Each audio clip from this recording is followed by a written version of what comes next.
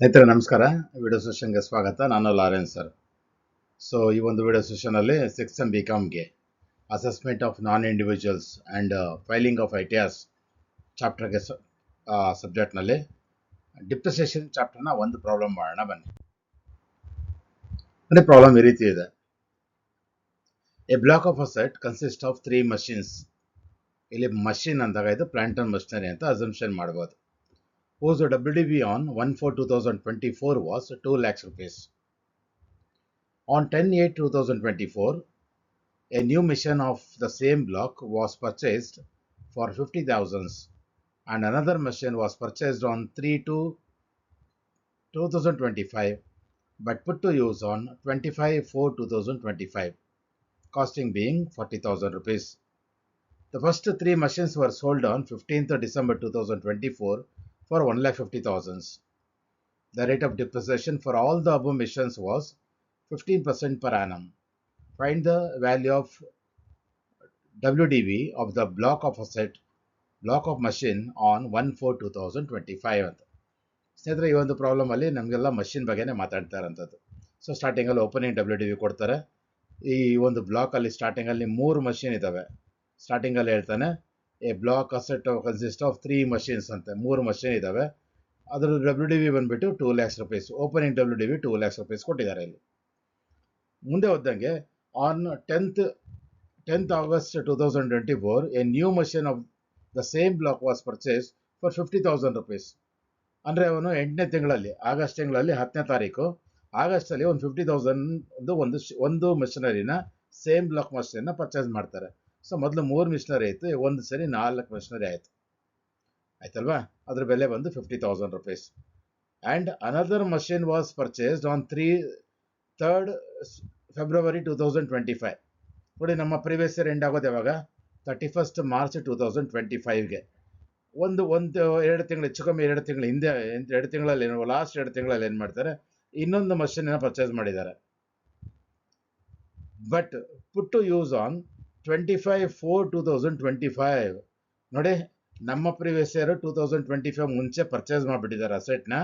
ಆದರೆ ಅದನ್ನ ಬಳಸುವಂಥ ಅದನ್ನ ಪುಟ್ಟು ಯೂಸ್ ಮತ್ತು ಅದು ಯೂಸ್ ಮಾಡೋಕ್ಕೆ ಯಾವಾಗ ಸ್ಟಾರ್ಟ್ ಮಾಡಿರೋದು? ಅದು ಏಪ್ರಿಲಲ್ಲಿ, ಅಂದರೆ ಮುಂದಿನ ವರ್ಷದಲ್ಲಿ. ನಮ್ಮದು 31st March 2025ಗೆ ನಮ್ಮ ಪ್ರೀವಿಯಸ್ ಇಯರ್ ಮುಗಿದೋಯ್ತು.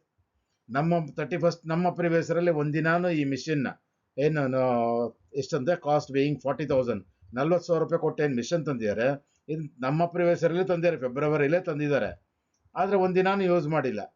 ಯಾವಾಗ ಯೂಸ್ ಮಾಡಿದ್ದು? ಮುಂದಿನ ವರ್ಷ ಯೂಸ್ ಮಾಡಿದ್ದು.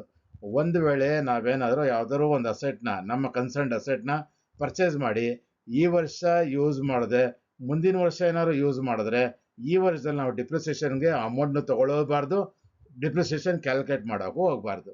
ಪರ್ಚೇಸ್ ಮಾಡಿದ್ರು ಕೂಡ ಒಂದಿನ ಆದರೂ ಯೂಸ್ ಮಾಡಿರ್ಬೇಕು. ನಮ್ಮ ಪ್ರೀವಿಯಸ್ ಇಯರಲ್ಲಿ ಯೂಸ್ ಮಾಡಿಲ್ಲ, ಮುಂದಿನ ವರ್ಷ ಯೂಸ್ ಮಾಡಿದ್ದೇನೆಂದರೆ ಈ ವರ್ಷದಲ್ಲಿ ಆ ಅಮೌಂಟು ಕನ್ಸಿಡರ್ ಮಾಡೋಕ್ಕೆ ಹೋಗಬೇಡಿ. ಆ ಅಮೌಂಟ್ ಮೇಲೆ ಡಿಪ್ರಿಸಿಯೇಷನು ಕೊಡೋಕ್ಕೆ ಬರೋದಿಲ್ಲ. ಅದರ ಅರ್ಥ ಏನಂದರೆ, ಮೊದಲು 3 ಮಷಿನ್ ಇತ್ತು, ಇನ್ನೊಂದು ಮಿಷಿನ್ ಪರ್ಚೇಸ್ ಮಾಡೋದು 50,000ಕ್ಕೆ. ಅದು ಯಾವಾಗ ಅದನ್ನು ಯೂಸ್ ಮಾಡಿದ್ರೆ ಅಂತ ಕೊಟ್ಟಿಲ್ಲ.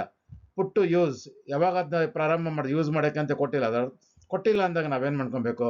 ಯಾವತ್ತು ಅವ್ರು ಪರ್ಚೇಸ್ ಮಾಡಿದ್ದಾರೆ ಅವತ್ತಿಂದನೇ ಅವ್ರು ಅದನ್ನು ಬಳಸ್ತಾ ಇದ್ದಾರೆ ಅಂತ ಅಸಂಪ್ಷನ್ ಮಾಡಬೇಕು. ಅಸಂಪ್ಷನ್ ಮಾಡಿದಾಗ ಇಲ್ಲಿ 8ನೇ ತಿಂಗಳಂದರೆ, ಇನ್ನು 8ನೇ ತಿಂಗಳಂದರೆ 9, 10, 11, 12, 1, 2, 3 ಅಂದರೆ ಹೆಚ್ಚು ಕಮ್ಮಿ 7-8 ತಿಂಗಳಾಗ್ಬಿಡುತ್ತೆ. 7-8 ತಿಂಗಳು ನಮಗೆ ಮುಂಚೆ ಯೂಸ್ ಮಾಡಿದ್ದೀವಿ ಅಂತ. 7 ತಿಂಗಳಂದರೆ ಮೋರ್ ದ್ಯಾನ್ 180 days ಯೂಸ್ ಮಾಡಿದ್ದೀವಿ ಮೊದಲನೇ ಮಿಷನ್ನ. 2ನೇ ಮಿಷಿನ್ 40,000 ಪರ್ಚೇಸ್ ಮಾಡ್ತಿರುವಂಥ ಮಿಷಿನು ಈ ವರ್ಷ ಪರ್ಚೇಸ್ ಮಾಡಿದ್ರು ಕೂಡ ಒಂದಿನಾನು ಯೂಸ್ ಮಾಡಿಲ್ಲ. ಆದ್ದರಿಂದ ಅದರ ಅಮೌಂಟು ನಾವು ತೊಗೊಳಕ್ಕೆ ಹೋಗಬಾರ್ದು, ಪರ್ಚೇಸಲ್ಲಿ ತೊಗೊಳಕ್ಕೆ ಹೋಗಬಾರ್ದು. ಅದನ್ನು ಯಾವುದೇ ಥರ ಡಿಪ್ರಿಸಿಯೇಷನ್ ಕ್ಯಾಲ್ಕುಲೇಟ್ ಮಾಡೋಕೆ ಹೋಗಬಾರ್ದು. ಮುಂದಿನ ವರ್ಷ ಬಂದು ಯೂಸ್ ಮಾಡ್ತಾರಲ್ಲ ಆ ವರ್ಷದಲ್ಲಿ ಅದನ್ನು ಡಿಪ್ರಿಸಿಯೇಷನ್ ಕ್ಯಾಲ್ಕುಲೇಟ್ ಮಾಡ್ಕೊಬೇಕು. The first 3 machines var sold on 15/12/2024. ಮಿಷನ್ನ ಮಾರಿದ್ದಾರೆ ಅಂದರೆ ನಮ್ಮಲ್ಲಿ ಇವಾಗ 4 ಮಷಿನ್ ಇದೆ, ಅದರ 3 ಮಾರಿದ್ದಾರೆ. ಇದರಲ್ಲಿ ಇನ್ನೊಂದು ಮಷಿನ್ ಉಳಿದಿದೆ. ಒಟ್ಟಿನಲ್ಲಿ 1,50,000 ರೂಪಾಯಿ ಇದು ಮಾರ್ತಾ ಇದ್ದೀವಿ. The rate of depreciation for all the above machine was 15%. ಎಲ್ಲ ಮಷಿನ್ಗೂ ಕೂಡ 15% ನಾರ್ಮಲ್ ರೇಟ್ ಆಫ್ ಡಿಪ್ರಿಸಿಯೇಷನ್ ಅಂತ. Find the value of WDV of the block of machine on 1/4/2025. ಬನ್ನಿ ಸ್ನೇಹಿತರೆ ಮಾಡೋಣ. ಈ ಲೆಕ್ಕ ಮಾಡೋ ಮುಂಚೆ ನಿಮಗೆ ನಾನು ಪ್ರೋಫಾರ್ಮ ಹೆಂಗೆ ಬರ್ಕೊಳ್ತೀವಿ ಅಂತ ಹೇಳಿದ್ದೀವಿ ನಾವು. ಫಸ್ಟು ಓಪನಿಂಗ್ WDV ಬರಿತೀವಿ. ಪ್ರಾಬ್ಲಮಲ್ಲಿ ಏನಾದರೂ ಇಲ್ಲಿ ಪರ್ಚೇಸ್ ಮಾಡಿದ್ರೆ ಆ್ಯಡ್ ಮಾಡ್ಕೊತೀವಿ. ಆದರೆ ಈ ಪ್ರಾಬ್ಲಮಲ್ಲಿ 2 ಮಷಿನ್ ಪರ್ಚೇಸ್ ಮಾಡಿದ್ದೀವಿ, ಒಂದನ್ನು ಯೂಸ್ ಮಾಡಿದ್ದೀವಿ, ಪರ್ಚೇಸ್ ಮಾಡೋದು ಇನ್ನೊಂದನ್ನು ಯೂಸೇ ಮಾಡಿಲ್ಲ, ಅದನ್ನು ನಾವು ತೊಗೊಳಕ್ಕೆ ಹೋಗೋದಿಲ್ಲ. ಆ್ಯಡ್ ಮಾಡ್ಕೊತೀವಿ ಅಮೌಂಟು. ಅವಾಗ ಏನಾದ್ರು ಸೇಲ್ ಮಾಡಿದ್ರೆ ಲೆಸ್ ಮಾಡ್ತೀವಿ, ಅವಾಗ ಬರುತ್ತೆ ನಮಗೆ ಡಿಪ್ರೆಸಿಬಲ್ ವ್ಯಾಲ್ಯೂ ಬರುತ್ತೆ. ಅದರಲ್ಲಿ ಡಿಪ್ರಿಸಿಯೇಷನ್ ಲೆಸ್ ಮಾಡಿದ್ರೆ ನಮ್ಗೆ ಏನಾಗುತ್ತೆ WDV as on 31st March ಇರ್ತದೆ. ಇದು ಬಂದು ನಮ್ಮ ಮೈಂಡಲ್ಲಿ ಇದು ಪ್ರಿಂಟ್ ಆಗಿ ಕೊಡಬೇಕು. ಇದನ್ನೇ ನಾವು ಟೇಬಲ್ ಆಗಿ ಬರೆಯೋದು, ಸ್ವಲ್ಪ ಆ್ಯಡ್ ಲೆಸ್ ಮಾಡಿ ಬರೆಯೋಂಥದ್ದು. ಮತ್ತು ಡಿಪ್ರಿಸಿಬಲ್ ವ್ಯಾಲ್ಯೂನ ಹೆಂಗೆ ಕ್ಯಾಲ್ಕುಲೇಟ್ ಮಾಡ್ತೀವಿ, ಹೆಂಗೆ ಡಿಪ್ರಿಸಿಬಲ್ ವ್ಯಾಲ್ಯೂ ಬಂದ್ಕೊಳ್ಳೇನೆ ಅದು ಹೊಸ ಅಸೆಟ್ ಏನು ವ್ಯಾಲ್ಯೂ ಇದೆ ಅಂತ ಅದು ಸಪ್ರೇಟ್ ಮಾಡಿಬಿಡ್ತೀವಿ. ಉಳಿದನ್ನ ನಾವು ಓಲ್ಡ್ ಅಂತ ಟ್ರೀಟ್ ಮಾಡ್ತೀವಿ. ಮತ್ತು ನ್ಯೂ ಅಸೆಟ್ಗೆ ನಾವು ಎರಡು ಥರ ಡಿಪ್ರಿಸಿಯೇಷನ್ ಕೊಡ್ತೇವೆ. ಒಂದು ನಾರ್ಮಲ್ ಡಿಪ್ರಿಸಿಯೇಷನು, ಇನ್ನೊಂದು ಬಂದು ಅಡಿಷನಲ್ ಡಿಪ್ರಿಸಿಯೇಷನ್ ಕೊಡ್ತೀವಿ.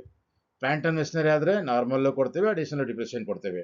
ಪ್ಲಾಂಟ್ ಆ್ಯಂಡ್ ಮೆಷಿನರಿ ಇಲ್ಲ ಅಂದರೆ ನಾವು ಅಡ್ಮಿನಿಸ್ಟ್ರೇಷನ್ ಬರೋದಿಲ್ಲ, ಓನ್ಲಿ ನಾರ್ಮಲ್ ಡಿಪ್ರಿಸಿಯೇಷನ್ ಕೊಡ್ತೀವಿ. ಈ ಪ್ರಾಬ್ಲಮಲ್ಲೆಲ್ಲ ಮಷಿನ್ ಅಂದರೆ ಪ್ಲಾಂಟ್ ಆ್ಯಂಡ್ ಮಷಿನರಿ ಮಷಿನ್ ಅಂತಲೇ ಕೊಡ್ತಾ ಇರೋದು. ಸೊ ಎರಡೂ ಡಿಪ್ರಿಸಿಯೇಷನ್ ನಾವು ಕೊಡಬೇಕಾಗತ್ತೆ. ಯಾವ ರೀತಿ ಕೊಡ್ತೀವಿ, ಅದನ್ನು ಎಷ್ಟು ದಿನ ಬಳಸಿದೀವೋ ಅದ್ರ ಮೇಲೆ ಡಿಪೆಂಡ್. ಇದನ್ನು 8ನೇ ತಿಂಗಳಂದರೆ 9, 10, 11, 12, 7-8 ತಿಂಗಳು ನಾವು ಯೂಸ್ ಮಾಡೋದು. 6 ತಿಂಗಳಿಗಿಂತ ಜಾಸ್ತಿ ಇದ್ದರೆ 180 ಡೇಸ್ಗಿಂತ ಜಾಸ್ತಿ ನಾವು ಬಳಸಿದರೆ ಅದಕ್ಕೆ ಫುಲ್ ರೇಟು, ಇಲ್ಲಾಂದರೆ ಆಫ್ ರೇಟ್ ಕೊಡ್ತೀವಿ. ಅಡಿಷನಲ್ ಡಿಪ್ರಿಸಿಯೇಷನ್ ಅಷ್ಟೇ 20% ಫಿಕ್ಸ್ಡ್ ಇದೆ. 180 ದಿನಕ್ಕಿಂತ ಜಾಸ್ತಿ ಫಿಲ್ ಮಾಡಿದರೆ ಪೂರ್ತಿ 20% ಕೊಡ್ತೀವಿ. 180ಕ್ಕಿಂತ ಕಡಿಮೆ ಯೂಸ್ ಮಾಡಿದರೆ ಅದರಲ್ಲಿ ಅರ್ಧ ಅಂದರೆ 10% ಕೊಡ್ತೀವಿ. ಮತ್ತು ಓಲ್ಡ್ ಅಸೆಟ್ ಅಂತ ಬಂದಾಗ ಇಲ್ಲಿ ಒಂದೇ ನಾರ್ಮಲ್ ರೇಟ್ ಡಿಪ್ರಿಸಿಯೇಷನ್ ಮಾತ್ರ ಕೊಡೋದು. ಅದು ಒಂದಿನ ಯೂಸ್ ಮಾಡಿದ್ರು ಕೂಡ ನಾವು ಅದಕ್ಕೆ ಫುಲ್ ರೇಟ್ ಆಫ್ ಡಿಪ್ರಿಸಿಯೇಷನ್ನ ಕೊಡ್ತೀವಿ. ಸೊ ಇದು ಒಂದು basic information we should know as student.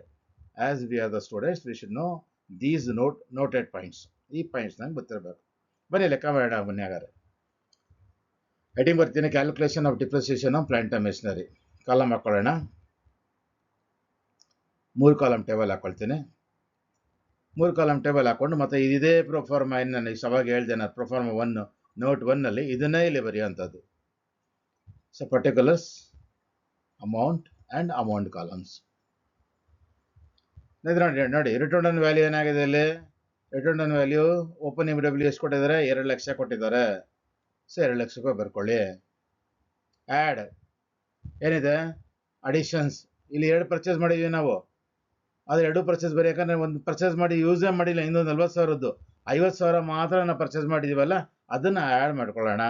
Add ಮಾಡ್ಕೊಂಡು ನಮ್ಗೆ ದೊಡ್ಡ ಅಮೌಂಟ್ ಬರುತ್ತೆ, 2,50,000 ಬರುತ್ತೆ ಟೋಟಲ್. ಸೊ ಟೋಟಲ್ ಅಂತ ಬರೆದು ನಾವು ಟೋಟಲ್ 2,50,000 ಅಂತ ಬರ್ಕೊಳ್ಳೋಣ.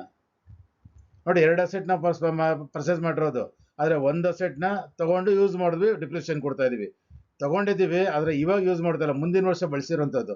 ಸೊ ಒಂದಿನಾನು ಯೂಸ್ ಮಾಡಿಲ್ಲ, ನಾವು ಪರ್ಚೇಸ್ ಮಾಡಿ ನಮ್ಮ ಪ್ರಿವಿಯಸರಲ್ಲಿ ಒಂದಿನಾನು ಬಳಸಿಲ್ಲ ಅಂದರೆ ನಾವೇನು ಮಾಡಬೇಕು, ಮುಂದಿನ ಅದಕ್ಕೆ ಅಮೌಂಟು ತೊಗೊಳಕೋಬಾರ್ದು, ಡಿಪ್ರಿಸಿಯೇಷನ್ ಕ್ಯಾಲ್ಕುಲೇಟ್ ಮಾಡೋಕೋಬಾರ್ದು. ಲೆಸ್ ಸೇಲ್ ಮಾಡಿದ್ದಾನೆ ಏನಾದರೂ, ನೋಡಿ ಪ್ರಾಬ್ಲಮಲ್ಲಿ ಸೇಲ್ ಮಾಡಿದ್ದಾನಂತ ಇಲ್ಲಿ ಬೆಳೆದ. The first 3 machines were sold on 15th December 2024 1,50,000 ಅಂತ ಸೇಲ್ ಮಾಡಿದರೆ ಲೆಸ್ ಮಾಡೋಣ ಬನ್ನಿ. ಸೇಲ್ ಪ್ರೊಸೀಡ್ಸ್ 1,50,000 ಲೆಸ್ ಮಾಡೋಣ. ಅವಾಗ ನಿಮ್ಗೆ ಅಮೌಂಟ್ ಬರುತ್ತೆ 1,00,000 ರೂಪೀಸ್ ಬರುತ್ತೆ. ಇದನ್ನೇನಂತ ಕರಿತೀವಿ ನಾವು, ಡಿಪ್ರಿಸಿಬಲ್ ವ್ಯಾಲ್ಯೂ ಅಂತ ಕರಿತೀವಿ ನಾವು ಇದನ್ನು. ಡಿಪ್ರಿಸಿಬಲ್ ವ್ಯಾಲ್ಯೂ. ಈ ಡಿಪ್ರಿಸಿಬಲ್ ವ್ಯಾಲ್ಯೂಗೆ ಬೆಲೆ ನಾವೇನು ಮಾಡಬೇಕು, ಇಲ್ಲಿ ಡಿಪ್ರಿಸಿಯೇಷನ್ನ ಕ್ಯಾಲ್ಕುಲೇಟ್ ಮಾಡೋದು. ಸೊ ಡಿಪ್ರಿಸಿಬಲ್ ಎಷ್ಟಿದೆ ವ್ಯಾಲ್ಯೂ ಇಲ್ಲಿ, 1,00,000 ಇದೆ, ಕರೆಕ್ಟ್ ಅಲ್ವಾ. ಸೊ 1,00,000 ಇಲ್ಲಿ ಡಿಪ್ರಿಸಿಬಲ್ ವ್ಯಾಲ್ಯೂ ಹತ್ರ ನಾನು 1,00,000 ರೂಪಾಯಿ ಅಂತ ಬರ್ಕೊಳ್ತೇನೆ. ಅದರಲ್ಲಿ ಹೊಸ ಅಸೆಟ್ ಎಷ್ಟು ತೊಗೊಂಡಿರೋದು, 2 ಅಸೆಟ್ ಪರ್ಚೇಸ್ ಮಾಡಿದ್ರೆ ಒಂದು ನಾವು ಕನ್ಸಿಡರ್ ಮಾಡ್ತಾನೆ ಇಲ್ಲ. ಯಾವ ಅಸೆಟ್ ಕನ್ಸಿಡರ್ ಮಾಡ್ತದೋ 50,000. ಸೊ ನ್ಯೂ ವ್ಯಾಲ್ಯೂ ಬಂದುಬಿಟ್ಟೋದು 50,000 ಆಗುತ್ತೆ. ಹಾಗಾದರೆ ಓಲ್ಡ್ ಎಷ್ಟಾಗಿರುತ್ತೆ, 1,00,000ಅಲ್ಲಿ 50,000 ಹೋದರೆ ಇನ್ನು 50,000 ಬಂದು ಓಲ್ಡ್ ಅಸೆಟ್ದು ವ್ಯಾಲ್ಯೂ ಇರುತ್ತೆ. ಅದರ ಅರ್ಥ ಏನಂದರೆ, ನ್ಯೂ ಅಸೆಟ್ದು 50,000 ರೂಪಾಯಿಗೆ ನಾರ್ಮಲ್ ಪ್ಲಾಂಟ್ ಆ್ಯಂಡ್ ಮಿಷನರಿ ಆಗಿರೋದ್ರಿಂದ ನಾರ್ಮಲ್ ಡಿಪ್ರಿಸಿಯೇಷನು ಕೊಡಬೇಕು, ಅಡಿಷನಲ್ ಡಿಪ್ರಿಸಿಯೇಷನು ಕೊಡಬೇಕು. ಸೊ ಈ ಹೊಸ ನಾವು 50,000 ಕೊಟ್ಟಿರೋಂಥದ್ದನ್ನ ನಾವು 182 ದಿನಕ್ಕಿಂತ ಹೆಚ್ಚಾಗಿ ಯೂಸ್ ಮಾಡಿರೋದ್ರಿಂದ ಎರಡೂ ಡಿಪ್ರಿಸಿಯೇಷನ್ ಫುಲ್ ರೇಟಲ್ಲೇ ಕೊಡ್ತೀವಿ. ಅದಾದಮೇಲೆ 50,000 ರೂಪಾಯಿ ಓಲ್ಡ್ ಅಸೆಟ್ಸ್ಗೆ ಪ್ಲಾಂಟ್ ಆ್ಯಂಡ್ ಮಿಷನರಿಗೆ ಏನು ಮಾಡ್ತೀವಿ, ಫುಲ್ ರೇಟ್ ಆಫ್ ಡಿಪ್ರಿಸಿಯೇಷನ್ನ ಕೊಡ್ತೀವಿ. ಬನ್ನಿ ಇಲ್ಲಿ ಕೊಡೋಣ ಬನ್ನಿ. Less depreciation on new plant and machinery. ಇಲ್ಲಿ ನಾರ್ಮಲ್ ಡಿಪ್ರಿಸಿಯೇಷನ್ ಕೊಡಬೇಕು. ಅಷ್ಟು ನಾರ್ಮಲ್ ಡಿಪ್ರಿಸಿಯೇಷನ್ ಕೊಡೋಣ. ನಾರ್ಮಲ್ ಡಿಪ್ರಿಸಿಯೇಷನ್ ಎಷ್ಟು, 50,000 ರೂಪೀಸ್ಗೆ ಇಂಟು ನಾರ್ಮಲ್ ಡಿಪ್ರಿಸಿಯೇಷನ್ ಎಷ್ಟು ಪ್ರಾಬ್ಲಮಲ್ಲಿ ಕೊಟ್ಟಿರೋದು, 15% ಕೊಟ್ಟಿದ್ದಾರೆ. ಈ 15% ಮಲ್ಟಿಪ್ಲೈ ಮಾಡಬೇಕು. ಎಷ್ಟು ದಿನ ಯೂಸ್ ಮಾಡಿದ್ದಾನೆ ಇದನ್ನು, 7-8 ತಿಂಗಳು ಯೂಸ್ ಮಾಡಿದ್ದಾನೆ, ಅಂದರೆ 180 ದಿನಕ್ಕಿಂತ ಜಾಸ್ತಿ ಯೂಸ್ ಮಾಡಿದ್ದಾನೆ. ಸೊ ಆದರೆ ನಾವು ಫುಲ್ ರೇಟೇ ಕೊಡಬೇಕಾಗಾದ್ರೆ ಫುಲ್ ರೇಟೇ ಕೊಡೋಣ. ಹಾಗಾದರೆ ಮಲ್ಟಿಪ್ಲೈ ಮಾಡಿದಾಗ ನಿಮಗೆ 7,500 ರೂಪೀಸ್ ನಿಮಗೆ ಡಿಪ್ರಿಸಿಯೇಷನ್ ಬರ್ತಾ ಇದೆ. Next additional depreciation 20% ಕೊಡಬೇಕಾಗಿರೋದು. ಎಷ್ಟು ದಿನ ಯೂಸ್ ಮಾಡ್ಕೊಂಡಿದ್ದೀನಿ ಹೊಸ ಅಸೆಟ್ನ? ಆಗಸ್ಟಿಂದ ಮಾರ್ಚ್ ಅಂದರೆ 180 ದಿನಕ್ಕಿಂತ ಜಾಸ್ತಿ ಆಗುತ್ತೆ. ಹಾಗಾದ್ರೆ ನಾವು ಇಲ್ಲೂ ಕೂಡ ನಾವೇನು ಮಾಡಬೇಕು, ಫುಲ್ ರೇಟೇ ಕೊಡಬೇಕು. ಫುಲ್ ರೇಟ್ ಅಂದರೆ ಎಷ್ಟು ಪರ್ಸೆಂಟ್ ಕೊಡಬೇಕು? 20% ಕೊಡಬೇಕು. ಸೊ ಅಲ್ಲಿ ಬರೆಯೋಣ ಬನ್ನಿ, ಅಲ್ಲಿ additional depreciation 50,000 into 20%, full rate ಕೊಡಬೇಕಾಗತ್ತೆ, 10,000 ರುಪೀಸ್ ಆಗುತ್ತೆ. ಮತ್ತು ಡಿಪ್ರಿಸಿಯೇಷನ್ ಆನ್ ಓಲ್ಡ್ ಮಿಷಿನ್, ಇದು ಎರಡು ಆಯಿತು. ನಾರ್ಮಲ್ ಮಿಷನ್ ಇಲ್ಲ 50,000ಕ್ಕೆ ನಾವು ನಾರ್ಮಲ್ ರೇಟ್ ಕೊಡಬೇಕು. ಸೊ ನಾರ್ಮಲ್ ಡಿಪ್ರಿಸಿಯೇಷನ್ ಮಾತ್ರ ಕೊಡಬೇಕು. ಸೊ ನಾರ್ಮಲ್ ಡಿಪ್ರಿಸಿಯೇಷನ್ ಎಷ್ಟಾಗುತ್ತೆ ಅಂದರೆ ಅದೇ 50,000 ರೂಪಾಯಿಗೆ ಇಂಟು ನಾರ್ಮಲ್ ರೇಟ್ ಎಷ್ಟು ಪ್ರಾಬ್ಲಮಲ್ಲಿ ಕೊಟ್ಟಿರೋದು 15%. 15%ನ ಮಲ್ಟಿಪ್ಲೈ ಮಾಡಿ, 15%ನ ಮಲ್ಟಿಪ್ಲೈ ಮಾಡಿದಾಗ ನಿಮಗೆ ಅಮೌಂಟ್ ಎಷ್ಟು ಬರುತ್ತೆ ಅಂದರೆ 7,500 ರುಪೀಸ್ ಬರುತ್ತೆ. ಸೊ ಇದು ಮೂರನ್ನು ಟೋಟಲ್ ಮಾಡಿದ್ರೆ ನಿಮಗೆ ಕರೆಕ್ಟಾಗಿ 25,000 ಬರ್ತಾ ಇದೆ. ಔಟ್ರ್ ಕಾಲಮ್ ತಾನೆ 1 ಲ್ಯಾಕ್ ರುಪೀಸ್ ಡಿಪ್ರಿಷಿಯಬಲ್ ವ್ಯಾಲ್ಯೂನಲ್ಲಿ ಡಿಪ್ರಿಸಿಯೇಷನ್ ಲೆಸ್ ಮಾಡಿಬಿಟ್ರೆ ನಮಗೆ WDV ಸಿಗುತ್ತೆ. ಎಷ್ಟು ಅಮೌಂಟ್ ಆಗುತ್ತೆ? 75,000 ರುಪೀಸ್ ಆಗುತ್ತೆ. ಅದನ್ನು ನಾವು return down value on 31st March ಅಂತ ಕರಿತೀವಿ.